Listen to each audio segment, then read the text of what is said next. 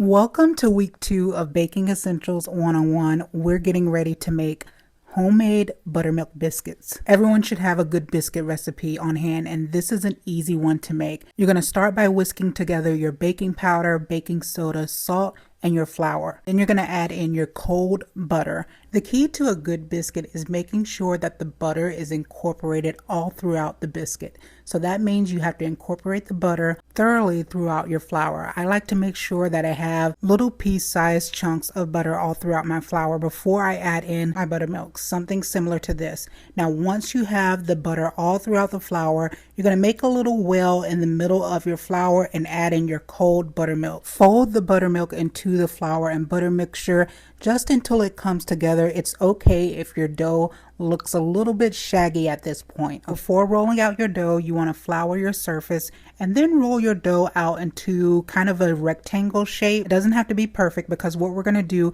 is we're going to fold our dough in half and roll it out again, and you want to do this about 3 or 4 times just so that we can get some pretty good layers in our biscuit. Now, I like my biscuits in a cast iron skillet, but if you have a baking sheet, that's fine as well. Take your biscuit cutter or your mug, whatever you have on hand, cut out your biscuits and place them in your cast iron skillet. I like to top mine with a little bit of buttermilk, but you can also put a little bit of melted butter on top before baking them.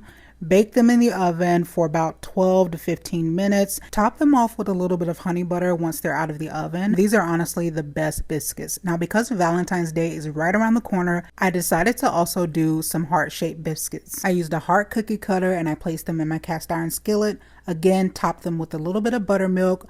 Bake them on the same temperature for about 12 minutes. Again, hit them with some honey butter, and these came out super cute. I can honestly say these are going to be perfect for Valentine's Day. Pair them with a little strawberry preserve or raspberry compote, and you have the perfect start to your Valentine's Day. You can find this recipe on my blog along with all of the other lessons from this week, and be sure to join my Discord because I want to see all of your work from class.